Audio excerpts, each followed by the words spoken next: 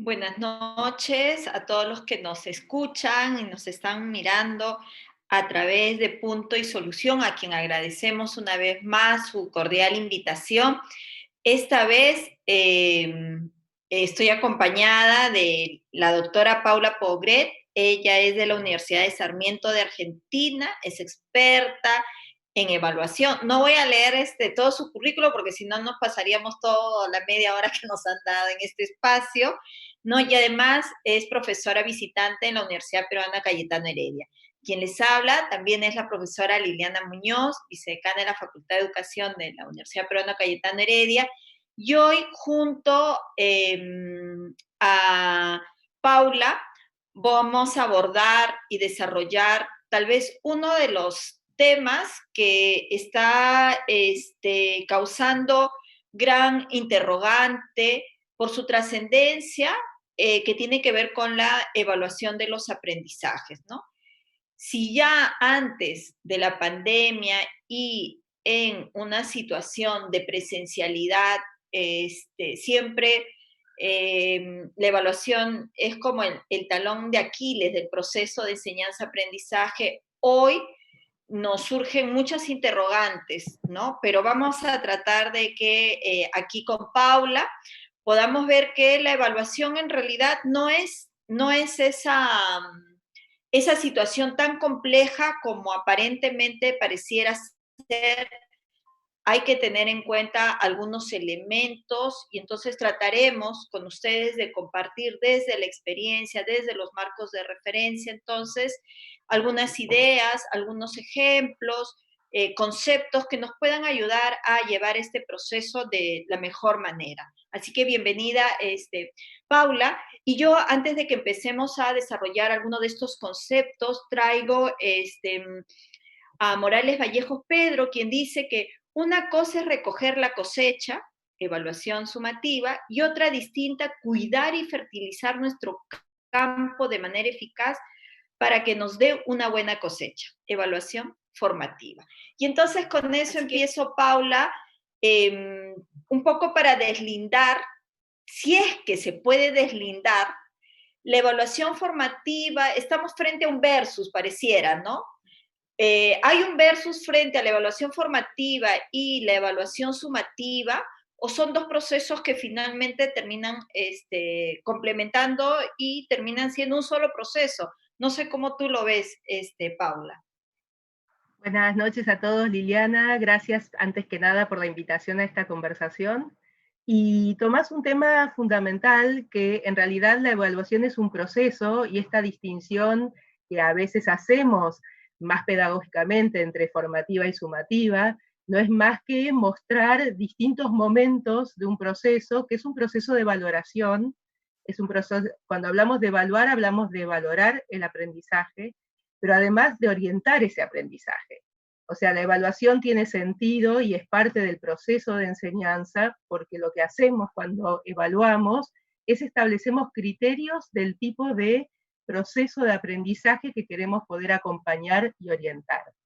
Hay una imagen que por ahí ayuda para pensar esto de lo formativo y lo sumativo, que es pensar en una única foto, que muchas veces se toma la evaluación simplemente como una idea de medición de resultados, y eso parece como una única foto, a poder mirar un álbum de fotos, poder ir teniendo como una idea del proceso que permite ir acompañando. Entonces, cuando pensamos en el álbum de fotos, podemos detenernos en distintos momentos o podemos detenernos también en la foto final.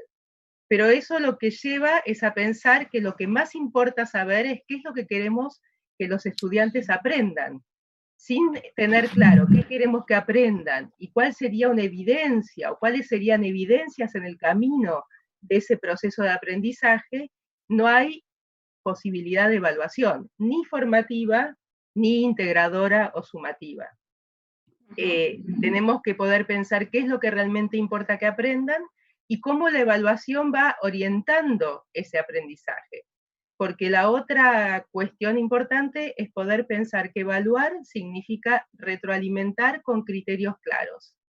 Entonces, la evaluación finalmente se transforma casi como en un soporte para el proceso de enseñanza, para quien está enseñando, y en un soporte para el proceso de aprendizaje de aquel que está aprendiendo, que va pudiendo mirar su propio proceso, mirar su propia evolución. Bien, entonces creo que ahí podemos decir que la evaluación tú señalas como un soporte tanto para el aprendizaje y para la enseñanza, ¿no? Yo quiero ahí también señalar, para complementar lo que tú indicas, Paula, ¿no? De que debemos ver la evaluación como una oportunidad, ¿no? Una oportunidad para que el estudiante, a través de esa situación que le has planteado, de esa tarea, de ese problema, de ese proyecto, pueda él movilizar diversos recursos, ¿no? Sus recursos internos y también utilice recursos externos que le permita aprender, ¿no?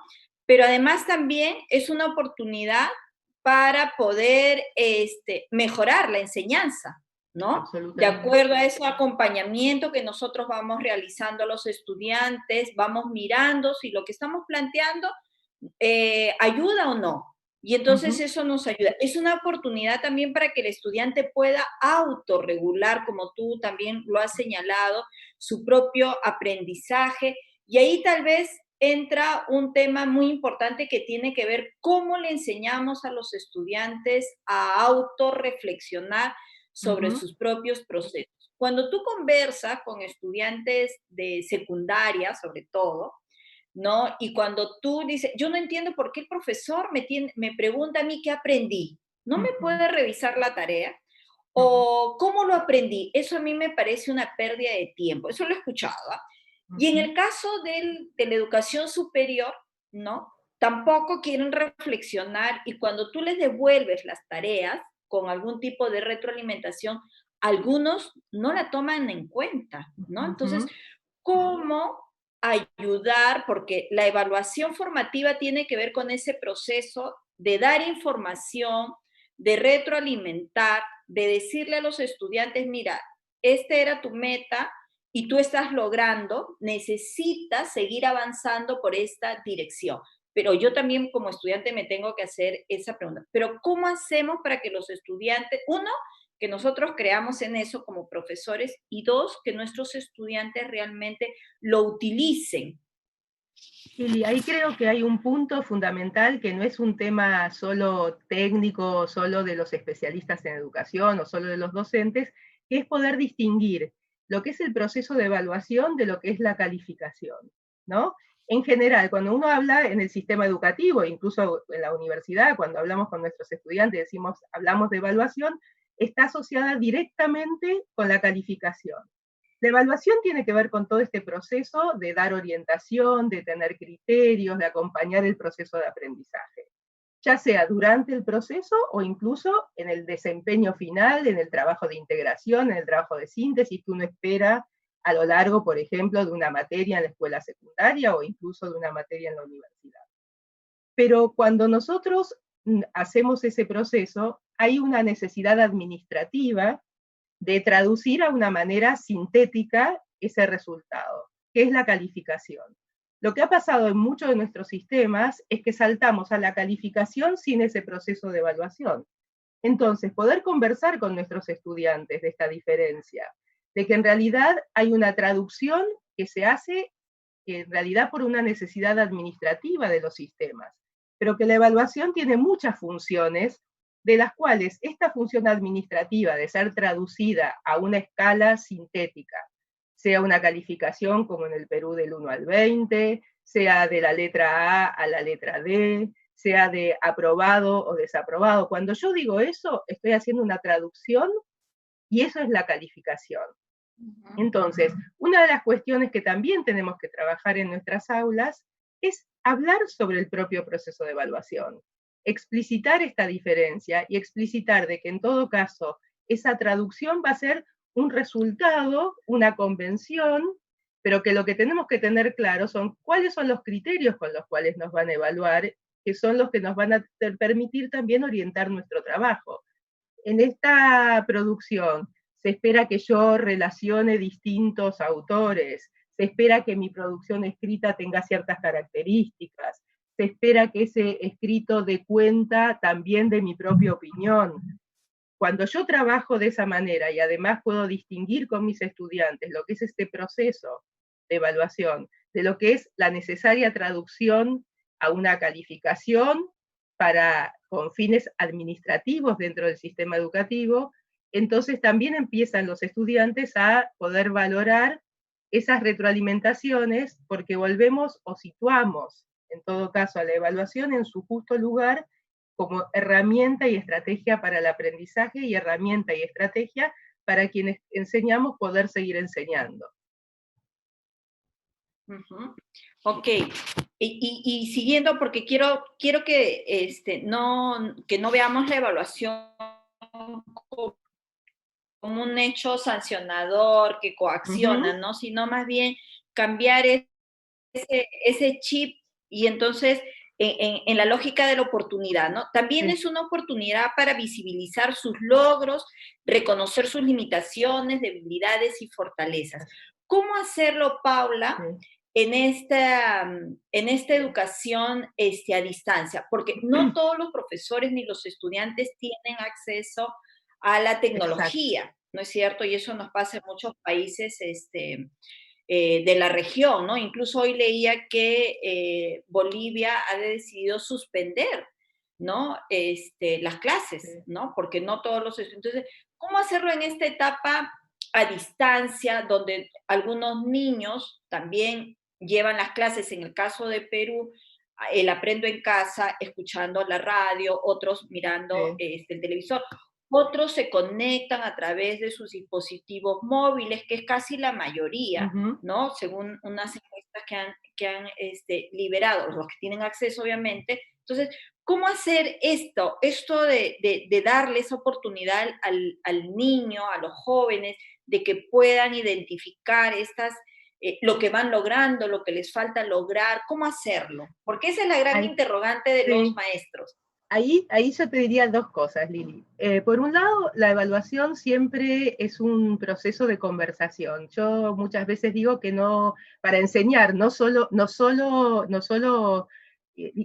principio yo no hago una distinción entre ese proceso de enseñanza y la evaluación, es parte de ese proceso de enseñanza. Y para enseñar, nuestro mejor socio es nuestro estudiante. Si nosotros no le preguntamos, si no sabemos cómo lo está haciendo, cómo está vivenciando ese proceso, qué cosas está logrando, es muy difícil poder seguir enseñando. Esto pasa en la presencialidad y en la enseñanza remota. Y yo te diría que hay como 4 pasos fundamentales que necesitamos hacer en cualquier situación de evaluación, ya sea presencial o a distancia. Por empezar, necesitamos describir qué es lo que está en ese trabajo, ¿sí? Como vos bien decís, hay niños y niñas que acercan su tarea en cuadernillos, que la pasan por el WhatsApp a su profesor. Lo primero que tenemos que poder es mirar juntos qué es lo que se ha producido ahí y hacer una descripción de lo que hay. Acá escribiste un cuento, tiene estas características, describiste los personajes, en realidad en este cuento empieza, pero no encuentro cómo termina, ¿sí? La segunda cuestión fundamental de un proceso de retroalimentación es valorar, como vos decías antes, valorar los logros y los avances, ¿sí? Por ejemplo, veo que resolviste este problema usando correctamente los cálculos y que pudiste llegar a la solución, ¿sí? Hay un tercer momento que es en todo caso el de hacerse algunas preguntas en relación a lo que está. Me pregunto si podrías haber utilizado más materiales o si la retroalimentación de la valoración fue interesante que usaste más de una fuente bibliográfica. Me pregunto si eran de distintas opiniones o si se podría incorporar alguna que tiene una opinión diferente, y luego recién hacer la sugerencia. O sea, el proceso de retroalimentación requiere de como ciertos pasos que permiten acercarse al trabajo del estudiante y que el estudiante también pueda mirar su trabajo, donde en general, en esto que vos planteabas de separar la evaluación de la cuestión punitiva, tenemos como una rápida tendencia a decir lo que falta, a mirar el déficit y a rápidamente corregir la ausencia, en lugar de decir, bueno, acá lo que veo es que está esto, que avanzaste en aquello, y en todo caso, ver cuál es el paso que permite ir un poco más allá y hacer la sugerencia. En general, cuando la retroalimentación tiene esta forma de modelización, los estudiantes esperan ese momento de la retroalimentación porque les resulta importante, porque les resulta útil.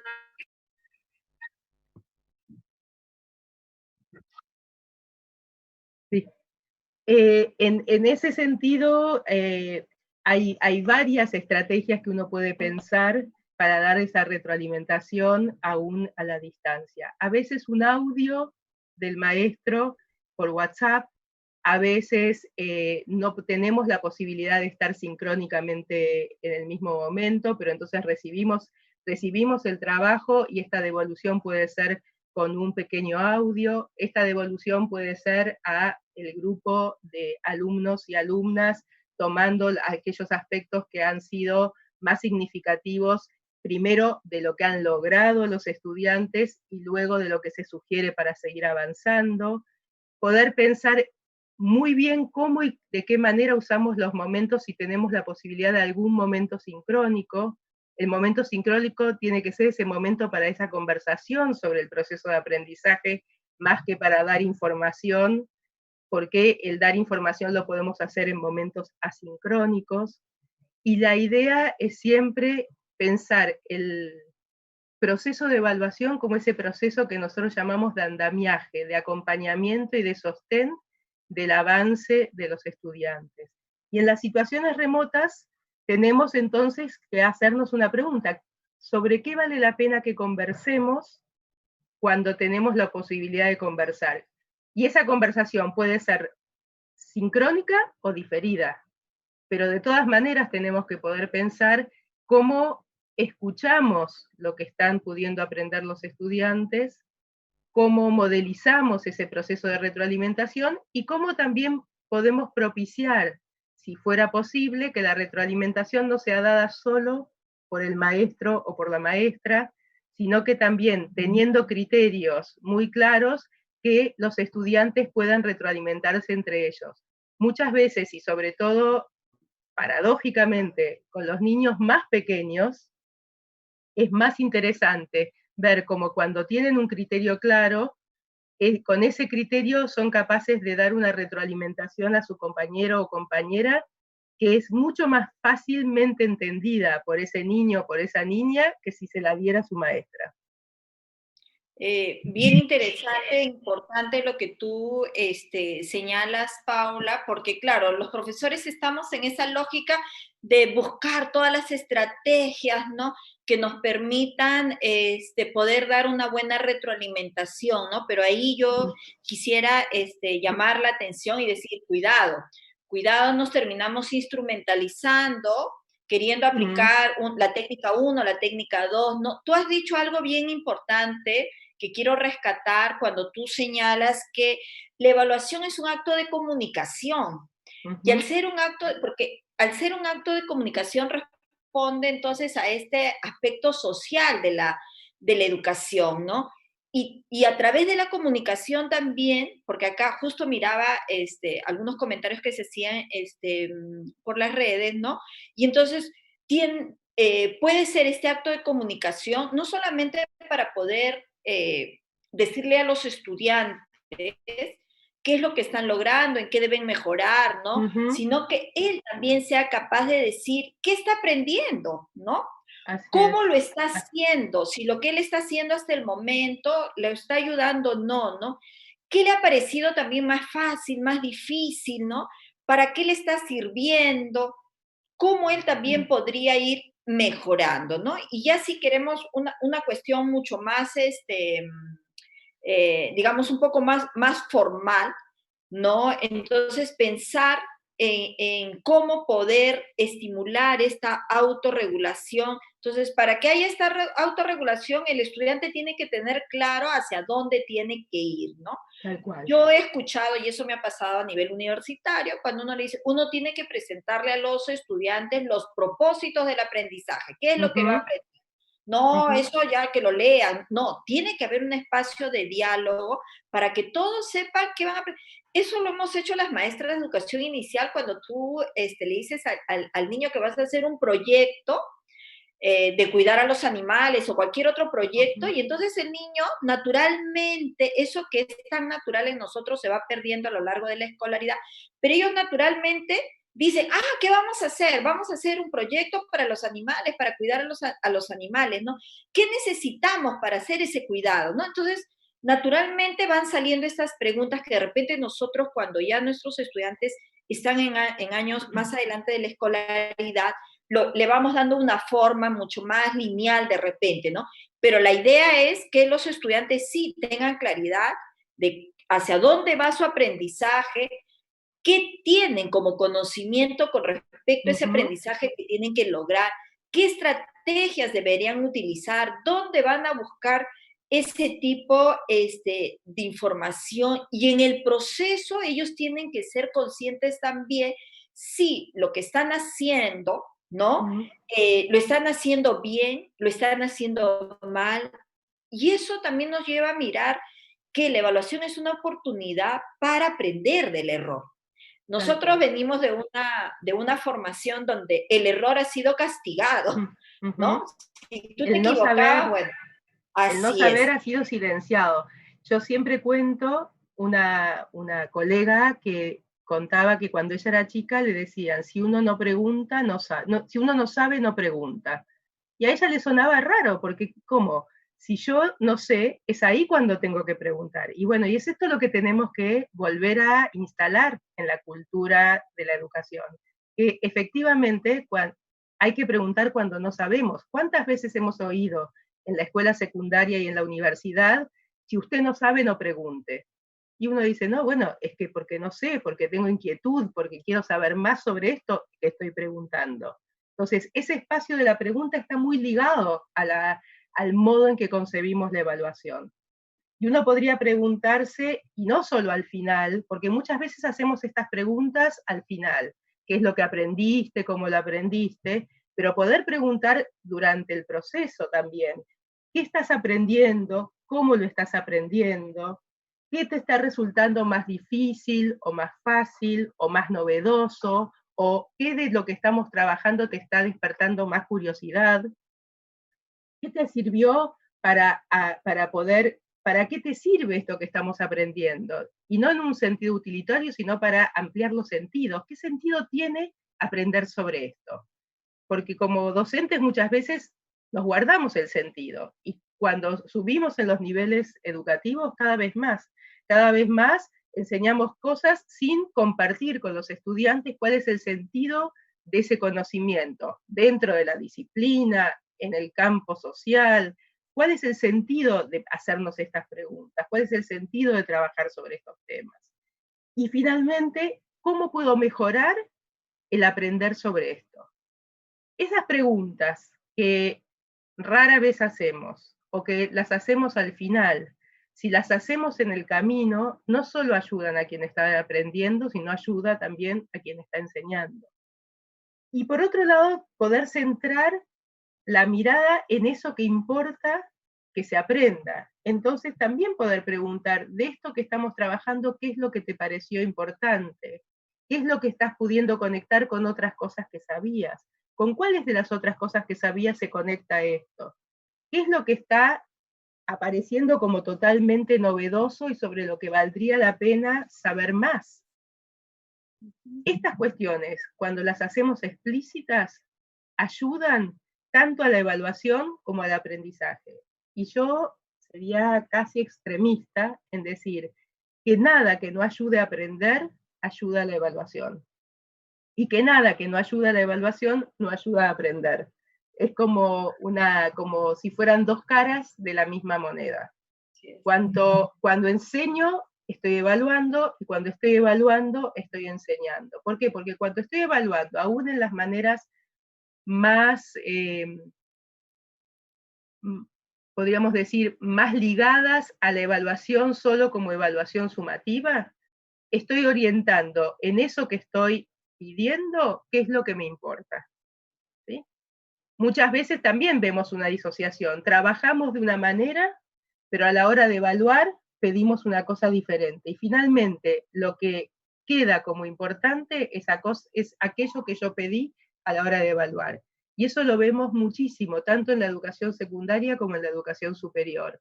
Probablemente hacemos un proceso interesante de discusión, de debate, de apertura a distintas líneas conceptuales, pero a la hora de evaluar queremos que repitan textualmente aquella línea o aquella teoría con la cual estamos de acuerdo.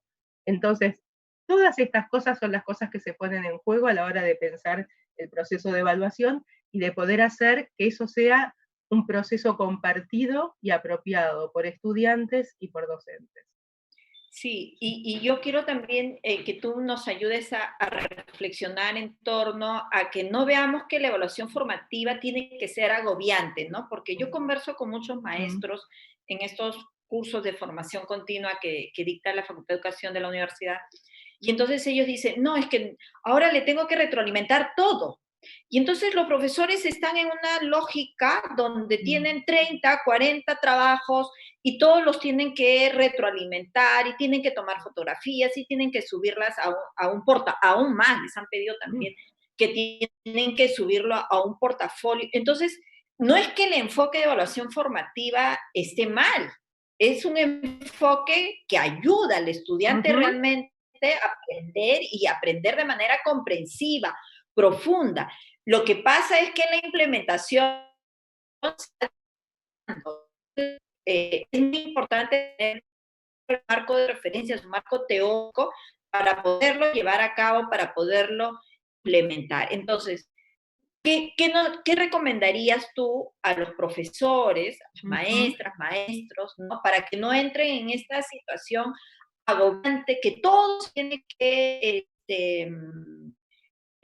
retroalimentar, pero de una manera, ¿no? Porque además también hemos observado, Paula, que, y seguramente pasa también en otros países, ¿no? Que claro, estamos todavía en esa lógica de los ejercicios, de las actividades desconectadas, ¿no? O sea, no, si nosotros no aprovechamos de aprender de tener actividades que sean diferenciadas de acuerdo al ritmo, a las necesidades propias de los estudiantes, a lograr el momento para mí de que entrenar, entender para los más pequeños un propio programa individualizado y otros habrá que son más colectivos, ¿no? Pero si queremos que todos hagan 100 ejercicios de matemática, de química, entonces, claro, ¿cuántos ejercicios, cuántas actividades tienes para poder dar un feedback, ¿no? Entonces, ¿qué nos recomendarías ahí, Paula? Bien, ahí diría que lo que es importante en el proceso de evaluación, y volvemos, es importante mirar qué tipo de propuestas, de experiencias proponemos a los estudiantes. Y en esas propuestas poder ser claros en qué es lo que nos importa mirar en esa propuesta. Y convertir a los estudiantes en socios en esa mirada, porque si no, de vuelta ponemos todo el poder del lado del profesor. O sea, yo como profesora tengo que mirar las producciones, 30 producciones de los estudiantes y dar retroalimentación a cada cuestión de esas 30 producciones. Cuando en realidad tenemos que ponernos de acuerdo, qué es lo que vamos a mirar en esa producción, ¿sí? Y no solamente ser nosotros quienes damos esa retroalimentación, sino también acompañarnos, y esto lo podemos hacer desde los niños y niñas muy pequeñas hasta, por supuesto, los estudiantes y las estudiantes de la universidad, de tener como una referencia clara para poder hacer ese proceso. Es el proceso de evaluación heterónoma del docente y autónoma de los estudiantes no sean dos procesos separados. Efectivamente podamos de vuelta transformar esto en un diálogo, y habrá sí algunas instancias en la que la mirada del docente, en la que esa mirada que permite valorar, pero al mismo tiempo hacer sugerencias, es fundamental desde este lugar de alguien que tiene un saber diferente. Pero tenemos que poder definir claramente el propósito, poder elegir qué herramientas en esta cuestión de lo remoto, ¿sí? Estas que son cuestiones para para siempre, pero son mucho más importantes en lo remoto, es asegurarse de cuál es una herramienta adecuada para dar esta retroalimentación, ¿sí? Poder ver qué evidencias queremos recoger a lo largo del proceso y qué evidencias queremos recoger al final de ese proceso. Y por otro lado, tenemos como distintas maneras de poder pensar en esas evidencias. Muchas veces la evidencia solo la decide el profesor o el maestro, ¿sí? Y no está ni bien ni mal, ¿sí? Pero podemos pensar como en un gradiente que va de evidencias que yo decido, que bueno, que la evidencia de tu aprendizaje va a hacer que puedas resolver este tipo de situaciones o este tipo de problemas. El trabajo que podemos hacer en conjunto con los estudiantes para pensar qué tipo de evidencia, y ahí le pongo una S, qué tipo de evidencias podrían dar cuenta de este aprendizaje, y pensar que esos productos no necesariamente son idénticos, pero que tenemos los mismos criterios y podemos pensarlo junto con los estudiantes. Y en el nivel superior, ojalá sean los propios los estudiantes los que puedan decir, yo con este tipo de trabajo estoy dando cuenta de la evidencia de que comprendí lo que se esperaba que se comprendiera de mí. Entonces, en ese sentido, cuando uno piensa en la evaluación en esta lógica, podemos decir, diagnóstica continua o formativa, la mochila del profesor se alivia muchísimo. ¿Por qué? Porque juntos miramos el trabajo. Ok, muy bien. Vamos a mirar entonces algunas preguntas que nos puedan, nos están mandando por aquí por el...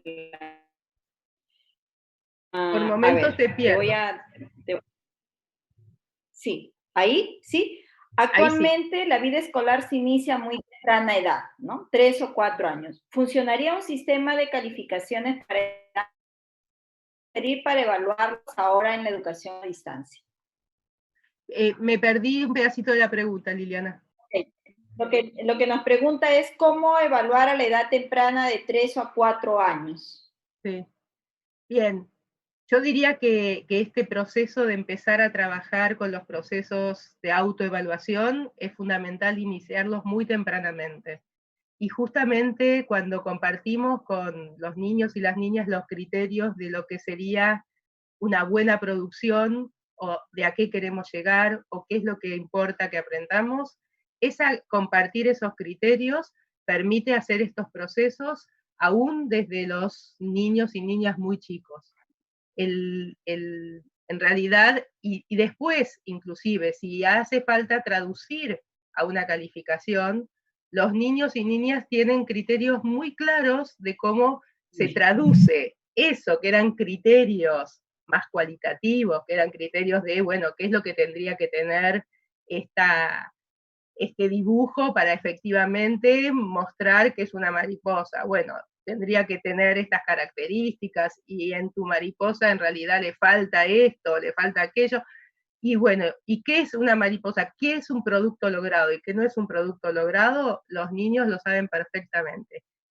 Nunca, bueno, vos que trabajaste en educación infantil sabés perfectamente que lo peor que le podemos decir a un niño es qué lindo cuando él sabe que no está bien su trabajo, ¿sí? Porque en realidad lo desconcertamos, ¿sí? Ay, muy lindo lo que has hecho. No, pero si mi caballo no se parece a un caballo, te dice. Yo quiero aprender a dibujar un caballo. Entonces, bueno, ¿cuáles serían los criterios y qué debería tener ese dibujo para que sea un caballo? ¿Sí? Y ellos solos empiezan y establecen los criterios, ¿sí? ¿Qué tipo de proporción tiene que tener entre las patas y el cuerpo? Bueno, y eso de pensarlo juntos orienta también la tarea de los niños. Ok, yo creo, en el caso de los niños de educación inicial hay que involucrar a los padres, ¿no? Porque como tú muy bien decías, hay que generar espacios para la la coevaluación, y en este caso hay que darle ese protagonismo también a los padres, pero ellos tienen que aprender. Y acá también hay un comentario, Paula, bastante también, porque claro, acá señalan, ¿no? Que tú habías indicado que los estudiantes deben autoevaluarse, ¿no? Pero eso Ujú. también, hay que mirar que eso también es un proceso de aprendizaje, ¿no? Absolutamente. Los estudiantes tienen que aprender a autoevaluarse, a auto juzgarse con respecto a lo que deben aprender, y también hay que enseñarles a coevaluarse, ¿no? Ujú. Cómo utilizar, entonces, todo del aprendizaje, ¿no? Y está en este enfoque del aprender a aprender, porque eso es lo que nosotros queremos ir logrando en la educación, ¿no? Hay otra pregunta acá. Hay mucho temor a que los alumnos no hayan aprendido de la aplicación de la educación a distancia. ¿Cómo podemos saber si los alumnos están preparados para el siguiente año escolar? Bien. Creo que entendí la pregunta y que es la preocupación por el aprendizaje y cómo sabremos si están preparados para el próximo año escolar. Por empezar, tenemos que saber que, a ver, romper con una ilusión, ¿sí?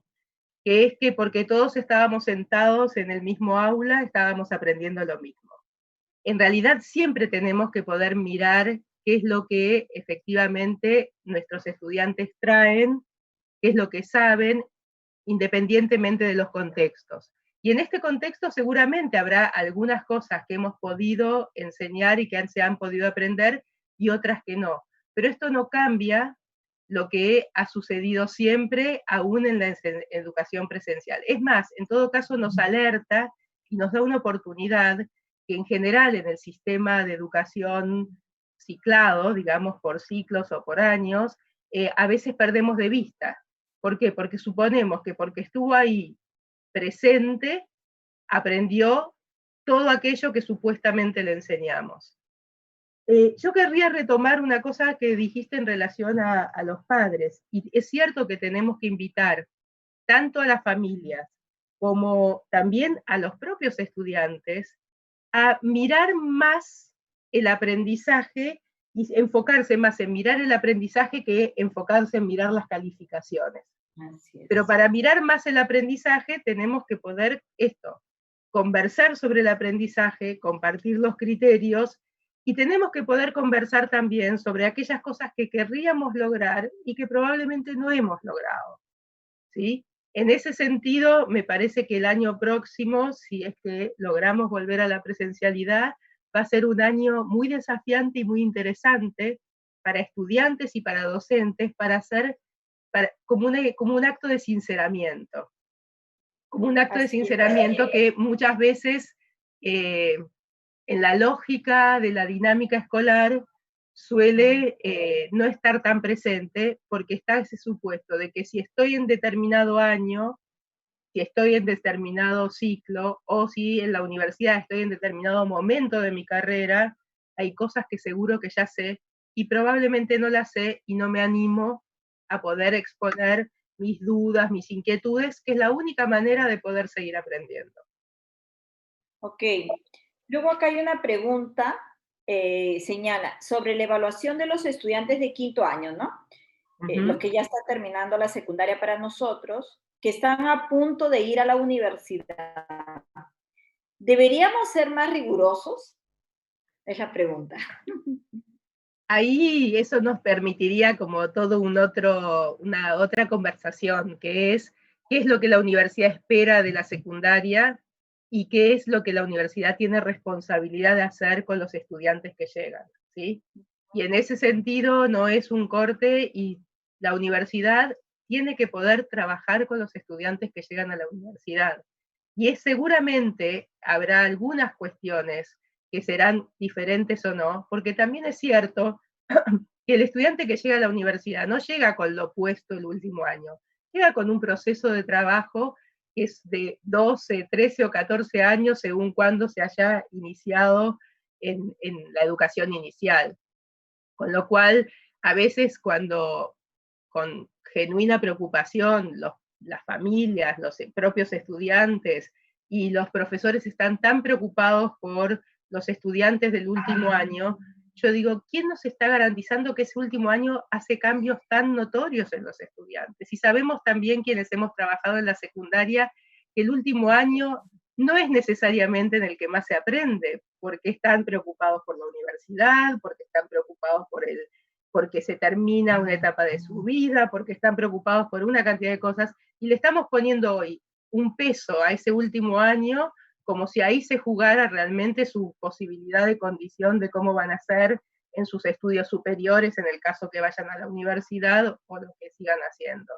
O sea, yo creo que la universidad tiene que saber que siempre va a tener que trabajar con la diversidad de estudiantes que llegan, más allá de los procesos de selección o no que se hagan, y que la secundaria, si bien nadie quita la importancia de un último año de la secundaria, el último año de secundaria no es el único espacio de aprendizaje y no es que quien pasa a la universidad pasa de acuerdo a lo que haya aprendido en ese último año. Sí, que un poco que las preguntas nos hacen ver de que nos falta todavía romper algunos paradigmas más convencionales de lo que es la evaluación, ¿no?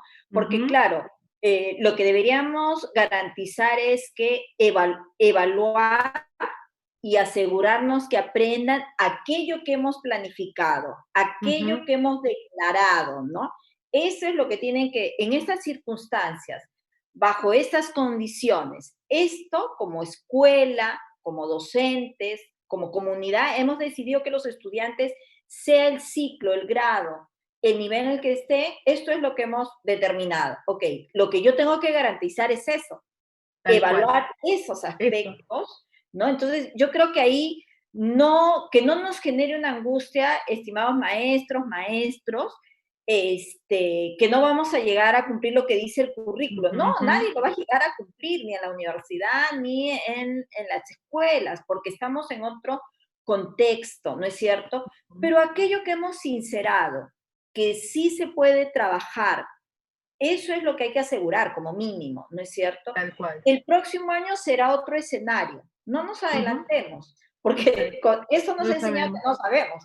Hasta febrero todos teníamos nuestros planes, ¿no? Yo salí en vacaciones en septiembre y tenía mis planes para septiembre. Ahora no las voy a poder concretar. No sabemos qué va a pasar, ¿no? Entonces, un ciclo de recuperación el próximo año, bueno, si la escuela, la institución lo considera conveniente, lo podrán programar, porque justamente acá también me preguntaban si es que se debería programar como un ciclo de recuperación. En el sistema educativo peruano, nosotros trabajamos por ciclos, ¿no es cierto? Y entonces digamos que tenemos 2 años para lograr aquello que está declarado en el currículo, pero que también es flexible porque dependiendo de muchos factores, podríamos ubicarnos o no en lo que señala el currículo, ¿no? Entonces, yo creo,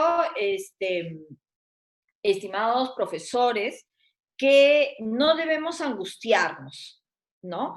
Solamente tener claridad de lo que realmente se puede hacer, ¿no? Y en función a eso, ir trabajando, ¿no? No hagamos de la retroalimentación otra programación, no, porque entonces después nuevamente nos volvemos muy tecnicistas, llenos de programación, no, y si nos están escuchando también algunos especialistas, ¿no? Tengamos cuidado con eso.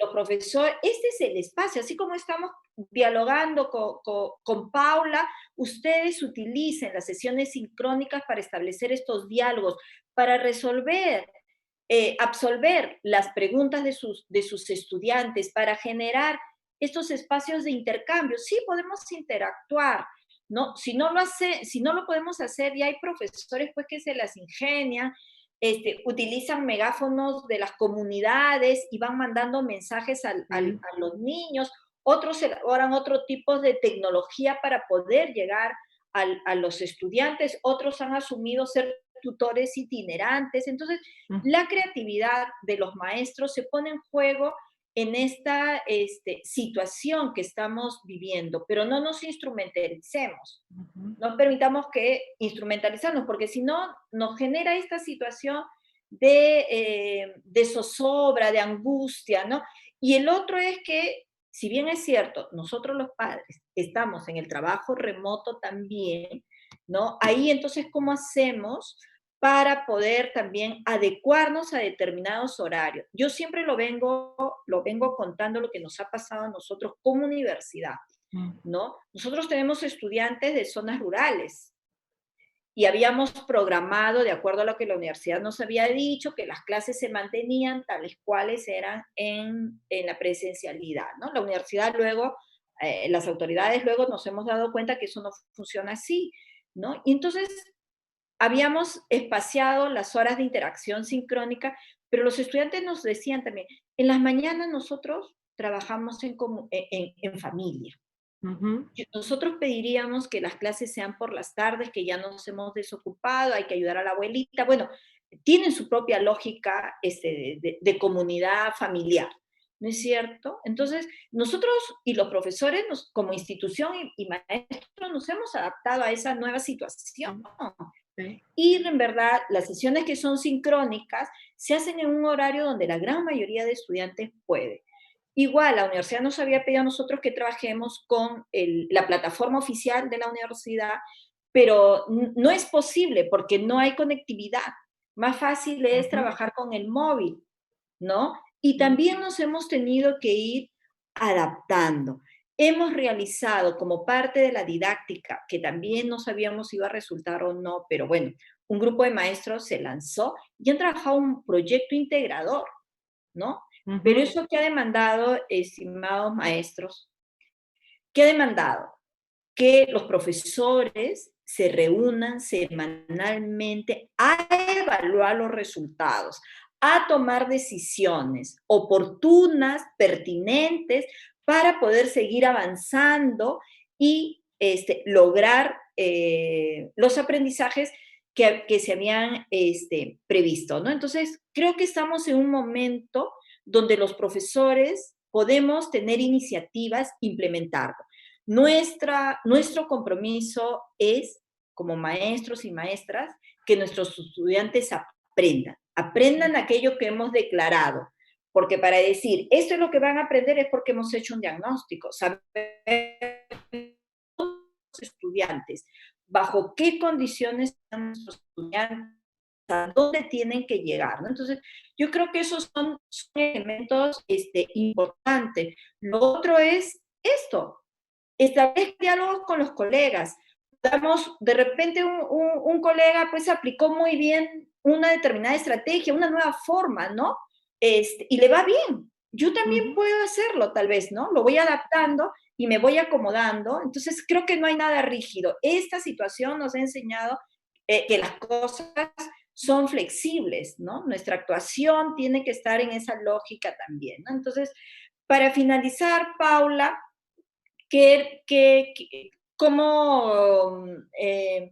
cómo, qué le decimos a nuestros profesores para que bajen un poco su ansiedad frente a la evaluación? Sí es necesario tener expectativas, sí es necesario decir qué más puedo aprender sobre la Ujú. evaluación. Lo que es innecesario es estresarnos, ¿no? Ya bastante tenemos con el COVID que nos persigue y estamos en esa carrera como para estresarnos con algo más, ¿no? Vamos. Yo te diría para terminar justamente lo que tú has dicho, ¿no? Que la pregunta más importante es qué es lo que realmente nos importa que los estudiantes aprendan. Y que esta no es una pregunta solo individual, que justamente tenemos que potenciar el colectivo docente. Esta conversación de qué es lo que nos estamos comprometiendo a que los niños, las niñas, los jóvenes, las jóvenes aprendan este año, en este contexto, en esta materia o en nuestra escuela, depende de la situación. Y que cuando tenemos claro eso, seguro vamos a estar priorizando algunas cosas, compartir qué es lo que estamos queriendo que aprendan, ¿sí?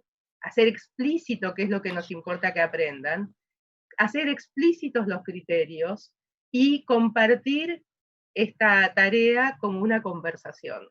Justamente, desestresarnos, esto que vos decís, desestresarnos, cuando uno tiene claro hacia dónde está yendo, pero además mi compañero de viaje sabe hasta a dónde estoy yendo y no lo estoy tironeando sin saber a dónde va, es mucho más fácil, porque caminamos de la mano. La segunda cosa que me hizo pensar sobre lo que vos decías de las situaciones absolutamente creativas, al principio es cierto que los maestros, las maestras, los profesores universitarios estuvimos muy preocupados con dar tareas y recibir esas tareas, sin tener esta pregunta más fuerte, ¿sí? Y en algún punto también, como que generamos este estrés en las casas, sobre todo de los niños y niñas de la educación obligatoria, de cumplir con las tareas y de los padres de hacerles las tareas cuando los niños no la podían hacer, hacerla por ellos, ¿sí? Y en realidad uno lo que yo pensaba, y contabas vos lo del megáfono, de las comunidades, y yo me acordaba de un docente rural que con su bicicleta recorre los puestos recogiendo no la tarea, sino las preguntas de sus estudiantes. Entonces, ese recoger las preguntas le permite a él darle orientaciones para hacer la tarea.